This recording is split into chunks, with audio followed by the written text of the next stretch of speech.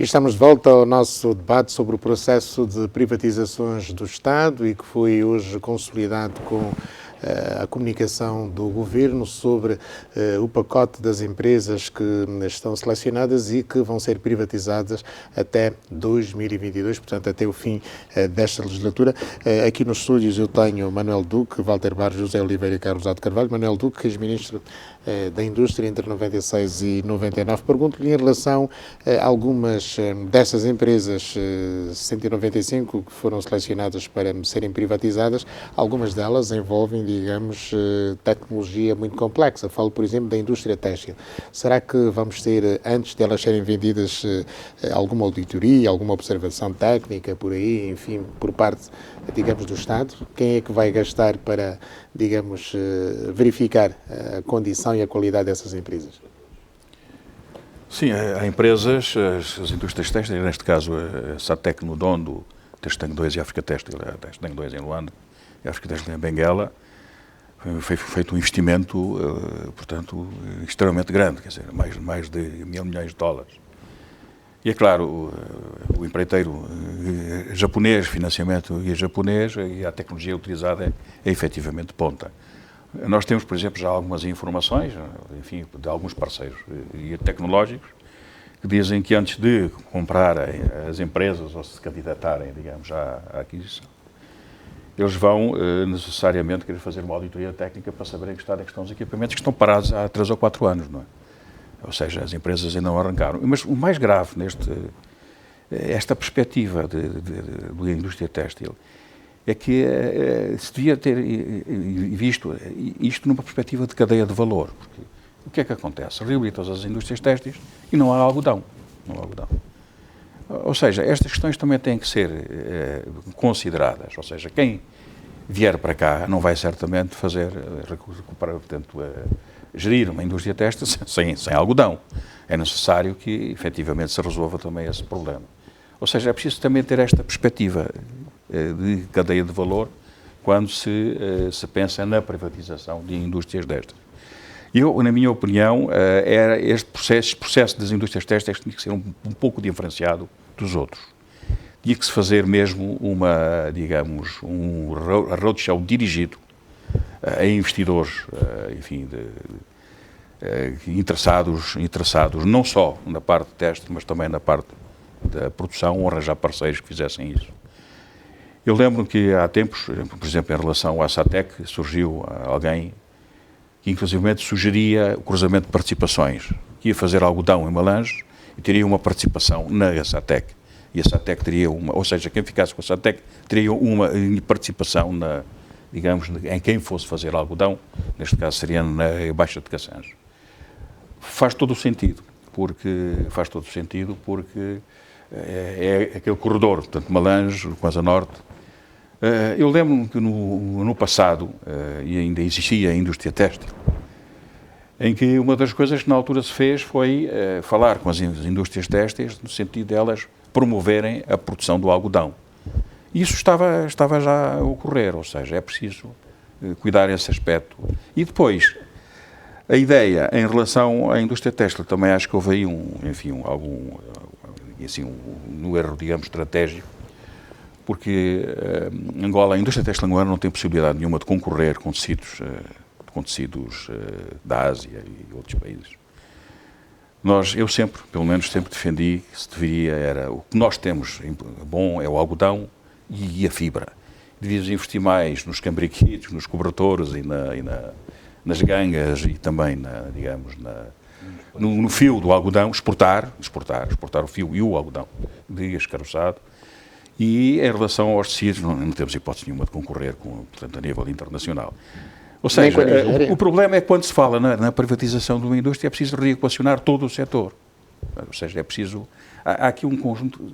Porque se não há algodão nacional, é muito difícil a sustentabilidade e assegurar a rentabilidade de uma empresa dessa. Uhum. Ou seja, no programa que se irá fazer, certamente que se vão ter em conta esses aspectos. Daí a importância de ter a participação de pessoas especializadas e consultores nacionais que conhecem efetivamente a realidade. Não é? Walter Barros, como bom matemático que quanto é que o Estado prevê encaixar, digamos, com com este negócio até 2022? Em relação, por exemplo, à venda que está a fazer na zona económica, das 52 assim que foram vendidas, o Walter sublinhava que iria o Estado encaixar 80 milhões de dólares. Em relação a este projeto até 2022, alguns estudos já feitos? É assim, em relação aos estudos que foram feitos para a decisão da separação das empresas por modelo de privatização, foi um estudo feito pelas equipas do Ministério das Finanças, do IGAP e dos ministérios sectoriais, e acho que não tem a profundidade necessária para fazer a avaliação da empresa, não é? Portanto, nós tivemos equipas a trabalhar durante largos meses e, portanto, tivemos uma visão que nos permitiu a segmentação das empresas por modelo de privatização e timing de privatização.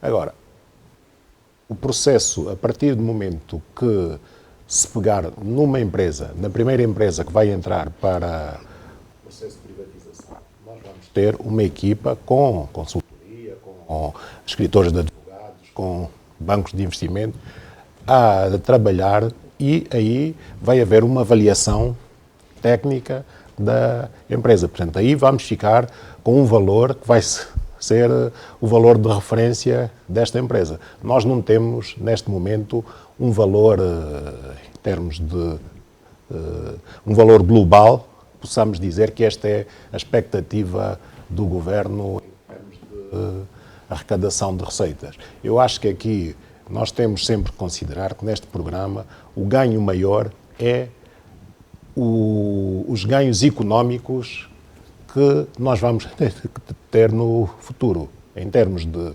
geração de emprego de qualidade, arrecadação de receita fiscal, porque muitas dessas empresas públicas que nós estamos a referir têm uma série de problemas, nomeadamente empresas que, por dificuldades financeiras, não cumprem as suas responsabilidades com o Instituto Nacional de Segurança Social.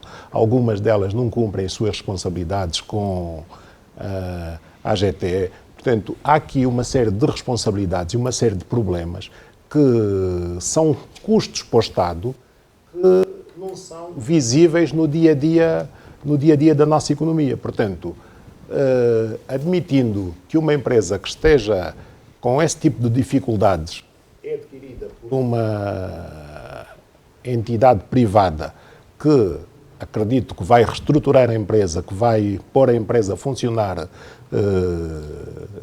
dentro dos parâmetros normais, é um ganho para a economia. E eu acho que este, do meu ponto de vista, é um dos maiores ganhos que este programa há de vir a ter. É claro que algumas das empresas estabeleceu-se uma privatização parcial neste programa, mas o objetivo futuro do Estado é sair mesmo desta empresa. Portanto, só que quando vender o resto da empresa vai ser com um encaixe muito melhor para o Estado. Carlos José de Carvalho, esta manhã ouvi que, e perguntados pelos jornalistas, os membros da equipe económica sublinharem que nem todos os empregos estavam garantidos, digamos, com a venda deste processo. Vamos ter aqui crises sociais, será? Pois, esse é um problema, não é? Estas empresas normalmente estão... Porque o redimensionamento vai implicar cortes, digamos... Pois, e é preciso... De emprego. É preciso que as pessoas estejam conscientes disso, não é? Normalmente estes processos também pretende-se vender como a oitava maravilha do mundo e que só tem benefícios. Estes processos têm custos. E, nomeadamente, das empresas públicas que estão sobredimensionadas, têm excesso de pessoal e que é preciso. Aliás, eu sugeria-te que tivesses convidado um sindicalista para estar aqui, até para provocar mais debate, não é? Estamos todos de acordo, basicamente. Mas os trabalhadores vão estar na primeira linha, não é? Agora, este processo, como dizia o Walter, este processo é um processo de benefícios a médio e longo prazo, não é? Portanto, nós não vamos querer, e é preciso também que a gente tenha noção disso, porque às vezes nós temos, projetos, processos, e achamos que este processo e aquele projeto sozinhos vão resolver o nosso problema todo. Isto é mais um passo no sentido de melhorar as condições do país. Eu queria dizer só, relativamente à questão de... Nós também temos que ter, naturalmente, as empresas vão trazer mais eficiência económica, etc., mas também não devemos perder a questão do encaixe, porque o encaixe também vai ser... O encaixe também é importante. E desse ponto de vista do encaixe, é uma das coisas das críticas que eu tenho ao programa. Diz que é para fomento... Aliás, o Governo pensa em encaixar bem para poder aplicar no setor produtivo. Isso foi sublinhado pelo Ministro das Finanças. Mas isso aí é muito vago, não é? O que é? Vou aplicar o dinheiro no fomento do setor produtivo? O que é isso? Não é nada.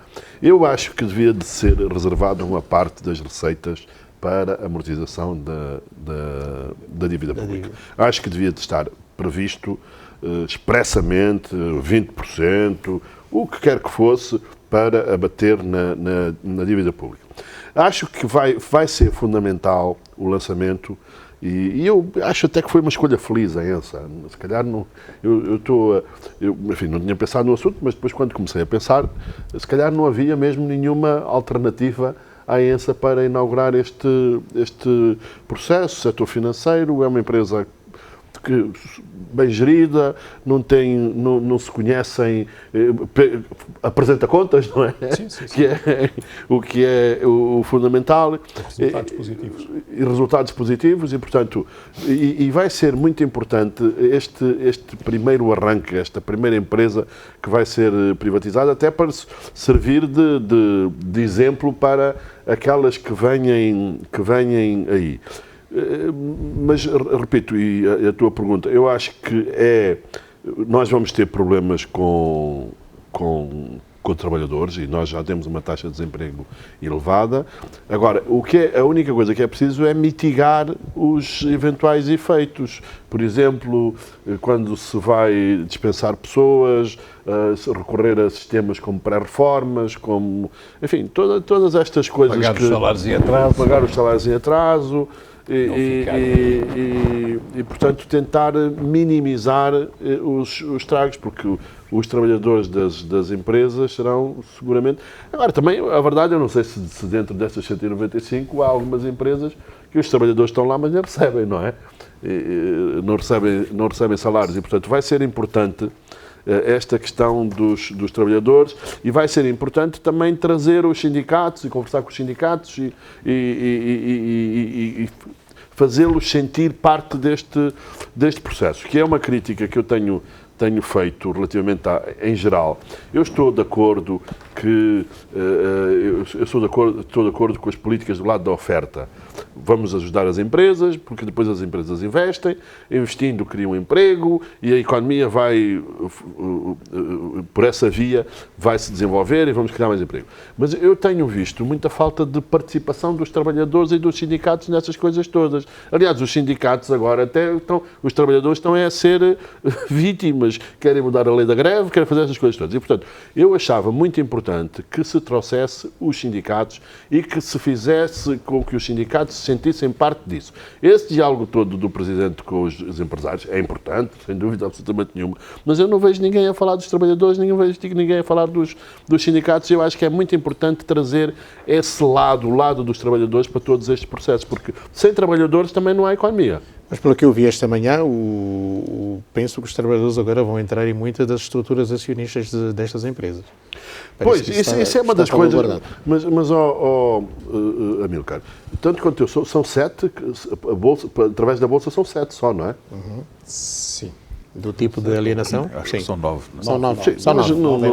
Quer dizer, não sei, porque é o seguinte, para que os trabalhadores entrem nas empresas, é preciso que essas ações que eles vão comprar depois tenham liquidez, não é? Ter liquidez é estarem cotadas em bolsa. Mas esse é outro aspecto também que penso que ainda nenhum de nós falou e que pode ser importante, que é as privatizações como catalisadoras do mercado de capitais, e nomeadamente da bolsa, o chamado capitalismo popular, portanto, esse tipo de coisas, eu acho que também é um dos aspectos que pode ajudar a alavancar a Bolsa, e com exemplo de boas empresas que sejam bem geridas, que sejam transparentes e que prestem contas. E aí vamos ver, aqui o Sr. Presidente do IGAP tem a responsabilidade de até de setembro publicar os balanços das 15 maiores empresas nacionais. É preciso começar a dar informação sobre empresas, porque ninguém conhece, mesmo estamos aqui a falar da ENSA. A ENSA apresenta contas, mas a verdade é que não temos contas públicas, não se tem acesso aos relatórios e, portanto, para as pessoas que querem comprar as empresas, precisam de ter informação sobre as empresas e, portanto, as empresas precisam e publicar os balanços não é entregar ao Walter, não.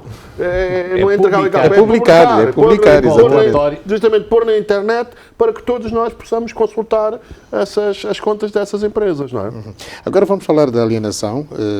É por concurso público, em bolsa e também por oferta pública inicial. Eu queria aqui, antes de ir a esse ponto, só por causa aqui de duas coisas que o Rosado disse, para dar uma determinada sequência. A questão do emprego. É verdade que este processo vai criar algum desemprego, em alguns casos, mas a médio prazo vai criar emprego, porque também as empresas vendidas vão gerar emprego. Portanto, não me parece que por aí, vai haver um decalagem, se calhar, de 2, 3 anos, mas começa, ao fim de um ano, é capaz de começar a haver empregos de um lado, embora se percam de outro. Agora, é preciso não criar situações como no passado. No passado, tivemos várias empresas e tivemos até alguns casos de privatizações em que não se resolviam os assuntos dos trabalhadores, nem dos salários atrasados. Nós vimos toda uma série de cenas que aconteceram por aí, de não se resolver o problema dos salários atrasados e nem sequer se pagou as indenizações legais aos trabalhadores. Isso não pode acontecer. Quer dizer, aconteceu aqui há uns anos, depois nos anos 90, isso hoje não pode acontecer. Quer dizer, tem de se encontrar meios de não se vai pôr trabalhadores sem emprego, com salários atrasados e sem receber as indenizações. Isso acho que é um ponto fundamental. E já que se falou em trazer os sindicatos e associá-los a isto e coisa. Agora, o outro ponto que eu acho importante, que o Rosado aqui pôs, é que quem vai comprar uma empresa no país ou quem vai investir, se não tiver maioria. Há casos que sim. Eu dou 2 exemplos. Não só na Angola e na Indiama, dados os ativos que as empresas têm, se os balanços estiverem limpos, é preciso limpar os balanços antes, se os balanços estiverem limpos, enfim, e ela, como vai ser aliviada de toda uma série de coisas, vai ficar uma companhia de petróleos daqui a 3 ou 4 anos. Tem de ser assim. Eu penso que vai haver investidores estrangeiros a querer comprar não só na Angola e na Indiama, sem qualquer dúvida. Minoritários, como minoritários, que é só investimento financeiro, só como investimento financeiro. Só como investimento, não é uma companhia, não é a Chevron que vai comprar, não, são investimentos financeiros. Mas é preciso primeiro limpar os balanços. Quem é que fica a gerir essas empresas? Não, pode haver. A Sonangol já teve períodos em que estava muito bem gerida, depois quando se transformou num monstro, no princípio. Não, no princípio, depois quando se transformou num monstro, é que começaram... No século passado. Foi, no princípio estava bem gerida, não tinha problemas como depois teve. Agora, desculpa que eu perdi-me na questão... Em relação aos tipos de alienação. Os tipos de alienação eu acho que estão bem, para já está bloqueado a venda direta, portanto acho que estão bem. Não lisei em pormenor, estou a ver poucas via Bolsa, mas se calhar não há mais condições, porque a Bolsa obriga a determinado número de condições prévias e, portanto, é lamentável e só mostra o nosso atraso, que nós, destes casos todos, só tínhamos 8 ou 9 que podem ir para a Bolsa, não é? Que podem ser feitas em Bolsa. É lamentável. Ao fim no século XXI e ao fim de quase 50 anos de independência, é lamentável que a gente esteja neste estado com empresas grandes. O país até tem empresas grandes. Empresas, sei lá, como a Prodel e outras, deviam estar, por exemplo, preparadas para estar na Bolsa e mesmo sendo estratégicas, se A Prodel não está. entendesse, pois não está, mas se entendesse alienar Aliás, 20 a ou área da 30%, energia não está. Não está não, se entendesse alienar 20 ou 30% da Prodel, se ela tivesse na Bolsa, não era por aí que a gente perdia o controle da situação. Mas, enfim, é uma realidade e, portanto, de uma maneira geral, acho que o processo está, nesse aspecto, está bem concebido. Ronaldo, concorda com esses 3 modelos de alienação destas 195 empresas? Sim, eu concordo. Acho que a questão da adjudicação direta, de facto, abusou-se um bocadinho desse método. Eu aqui gostaria de referir, voltar um pouco ao passado e dizer, numa altura em que não há setor privado, em que você faz uma alteração da lei constitucional para admitir a iniciativa privada e tem eleições e é necessário que haja setor privado, o que é que você faz? Você faz uma transferência de ativos que estão no Estado para o setor privado e aí cria uma classe. E muitos empresários do sucesso hoje, angolanos, beneficiaram desse processo. É preciso também, ou seja, é preciso ver porque é que aquilo se fez e o momento em que se fez. É claro, depois disso, isso aí já é mais complicado. Mas muitos também branquearam capital. Em relação a pequenas empresas, por exemplo, eu lembro na altura, este processo das privatizações, e na altura nem sequer se chamou em privatização. Tinha uma carga política tão grande que se chamou redimensionamento do setor empresarial do Estado. E agora também. Chama-se, mas já é um programa de reestruturar privatização. e redimensionar. Isso já. Mas, portanto, na altura chamava-se redimensionamento. Lembro que foi o decreto, isso começou no âmbito do programa do CEF, de reformas. Lembro que em 89 foram aprovados vários decretos, decreto 32 de 89, 33, Gorbachev chamou de e o 34, exatamente. Aliás, eu lembro que na altura uma experiência que nós fomos beber foi exatamente na Hungria, e por acaso havia uma delegação que estava lá quando houve a queda do Muro de Berlim, porque a Hungria era o país que estava, digamos, mais avançado, mais aberto, não é? Nesse processo. Isso eles fizeram a nossa reforma também. Mas na altura houve algum cuidado com a questão, houve um trabalho com os sindicatos, eu lembro-me disso, com os sindicatos, ou inclusivamente havia uma parte das receitas das privatizações que iam para um fundo de desemprego, para exatamente reduzir o impacto que tinha sobre. E havia sempre o cuidado de arranjar empregos para as pessoas. Portanto, isso há bocadinho o Rosado referiu isso é extremamente importante, porque pode ter um impacto muito negativo no sucesso do processo. Portanto, é uma coisa que tem que ser acautelada caso a caso. Portanto, caso a caso. E eu estou convencido que se consegue. Mas, na altura, eu gostaria aqui de recordar que este processo começou em 89. Estamos em 2019. Portanto, estamos a falar em quantos anos? 30 anos. 30 anos. E na altura, lembro que num debate que houve, alguém disse assim: se atravessar um rio, quanto mais tempo demorarmos a atravessar o rio, mais corremos o risco de ser arrastado nas águas e nunca chegar à outra margem. Ou seja, por isso é que há bocadinho o Rosado disse, e não se lembra que avançar. Ainda me lembro disso, E lembro também de outras questões no debate que houve na Assembleia, muito interessante, em que um debate entre, enfim, portanto, membros do governo angolano e membros do FMI, não é? E aquilo houve ali, por causa dos trabalhadores, um dos problemas foi exatamente os trabalhadores. Eu lembro que, na altura, o Ministro do Trabalho de então disse: ó César, os trabalhadores são os gladiadores. Ó César, por ti morreremos, quer dizer, por ti morreremos. Mas, doutor Duque, este processo de privatizações compreende também exigências do FMI. Exatamente. Portanto, é claro, isso faz parte do pacote, não é? Já na altura, esse programa esteve também, enfim, alguma, digamos, consultoria por parte do próprio Fundo Monetário Internacional e do Banco Mundial. Aí houve uma ação que nós devíamos ter feito e não fizemos. Perdemos essa oportunidade única. Lembro que nós estávamos a negociar com o Banco Mundial e com o FMI em maio de 91, na mesma altura em que se estava a assinar o Acordo de Paz.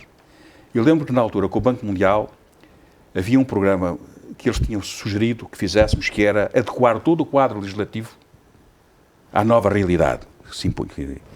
E eles foram buscar consultores que estavam a trabalhar em Macau, para preparar todo o quadro legislativo em Macau para a entrega à China. Nós não aproveitamos essa oportunidade. Isso estou a falar há 30 anos, mas pronto. Mas eu acho que, em relação a portanto, a pergunta que me fez foi relacionada... É o tipo de alienação. Pois, na altura, eu estava a justificar porque é que se fez algum ajuste direto. É evidente que se exagerou. E uma outra questão, que, sobretudo depois, houve ali uma fase, depois já na década de 90 e mais lá para a frente, e agora mais recentemente, não é? Agora mais recentemente também houve uma série de ajustes diretos. Mas de facto, eu acho que os métodos que são corretos. Eu acho que é uma questão que esta lei introduz é através da Bolsa, via Bolsa. Eu acho que Angola tem dado um passo significativo, quer na parte da Bolsa de Valores. Tem um conjunto de quadros a dirigir, digamos, a Bodiva. E também a CMC, que tem dado passos grandes em termos de organização, em termos de... Enfim, tem poucos clientes, coitados. Pois, o problema é esse. O problema é esse. Mas, tem poucos clientes? Mas eles... Mas, como é que é possível atrair o capital se você não tem a conta capital? Quer dizer, como é que Angola é neste momento um dos poucos países que não tem isso resolvido? A Nigéria tem, o Quénia tem, a África do Sul tem. Nós temos que ter isso, ou seja, não há ninguém que venha cá investir se não tem a garantia que depois pode repatriar. Mas, se adquirir títulos aqui em Angola, e se amanhã, antes da maturidade, esse investidor quiser vender, ele tem que poder vender, quer dizer. Enquanto isto não estiver resolvido, isto é fundamental. A par daquela questão que você referiu, o ambiente de negócios, que apesar de todas as ações feitas no sentido de melhorar o ambiente de negócios, a coisa ainda não... Nós continuamos numa classificação muito má. E é claro que os investidores olham para isso. Os investidores olham para esses aspectos. E é importante que, efetivamente, isso haja, digamos, medidas visando... Olham e quando cá vêm, falam com amigos. Mas, se me permite, só uma coisa. Esta coisa que nós estamos a fazer não é o Fundo Monetário Internacional. Porque, ou nós estamos a fazer porque acreditamos, ou então estamos a fazer porque nos mandaram. O que eu perguntei é se este pacote compreende também uma das exigências do FMI. Pois, mas é o que eu te estou a dizer. Quase todas as coisas do Fundo Monetário Internacional são coisas que nós devíamos fazer por nós próprios. E, portanto, é preciso que a gente tenha consciência, ou nós estamos a embarcar nisto, porque acreditamos que as privatizações... É que nós estamos a fazer num ambiente adverso, temos de fazer, mas estamos a fazer num tempo adverso. Sim, e agora é também outra... Estamos a fazer no tempo adverso, mas é o seguinte, nós não existe alternativa, quer dizer, eu acho que é fazer ou fazer, são as alternativas que nós temos. E nós temos que entrar neste processo porque estamos convencidos que é o melhor para o país. Nós não podemos fazer as coisas porque o Fundo Monetário Internacional ou o Banco Mundial nos obriga. Agora, temos a disciplina que nos obrigam, porque temos dinheiro, temos empréstimos, e a gente diz, vamos fazer, e depois nunca fazíamos. E agora temos prazos concretos para fazer essas coisas. E é preciso também, nós estamos aqui a falar de privatizações, se me permite só mesmo para concluir. Há empresas que são muito importantes para o país e que não fazem parte desta... São, por exemplo, as empresas de energia, as empresas de águas. Essas empresas têm que ser mudadas. Têm que ser reestruturadas e têm que se pôr pessoas competentes à frente dessas empresas. Temos que mudar de paradigma também a gestão. Estas empresas que não entram nesta leva deviam... Porque é o seguinte, não há nada no mundo, não há nada na teoria económica que diga que as empresas públicas têm que ser piores do que as empresas privadas. Do ponto de vista da gestão, as empresas têm que ser bem geridas. E, portanto, mesmo as empresas que não entram neste processo, que aproveitem esta onda para gerir convenientemente essas empresas que não fazem, por enquanto, parte desta... Porquê que a energia não entrou neste processo? As empresas do setor da energia? As empresas do setor da energia não entraram porque quando nós começamos a fazer o levantamento dos diferentes setores, o setor da energia apresentou um case que foi a privatização da empresa de energia da Nigéria, que foi um desastre em termos de impacto para o país. Portanto, a empresa que ficou com a empresa de distribuição de energia da Nigéria deixou de investir nas zonas que não eram comercialmente atrativas. portanto, começou E a serviu-nos de desinvestir. exemplo? Portanto, não, acho que serviu-nos de cautela. Portanto, foi de facto porque o que é que acontece? Eu acredito que o programa de privatizações é para os próximos 3 anos, mas não quer dizer que o país vai deixar de privatizar empresas depois do encerramento deste programa. Portanto, este é o programa de governo do Presidente João Lourenço para os próximos 3 anos. Mas não quer dizer, o IGAP tem um departamento de privatizações. Coincidência não, mas é um calendário eleitoral até 2022. Não sei. Sempre que o Estado decidir privatizar uma empresa ou alienar um ativo, há um despacho, entregam-nos para nós desencadearmos o processo e nós faremos, portanto, mesmo fora do âmbito do programa de privatizações, porque antes deste programa estar em vigor, nós temos estado a alienar ativos do Estado. Obrigado. Ainda não sabemos quanto é que o Estado vai encaixar com este projeto, mas nós queremos ganhar dinheiro agora. Vamos fazer mais um curto intervalo, aproveitando aqui a presença dos nossos convidados para faturarmos também.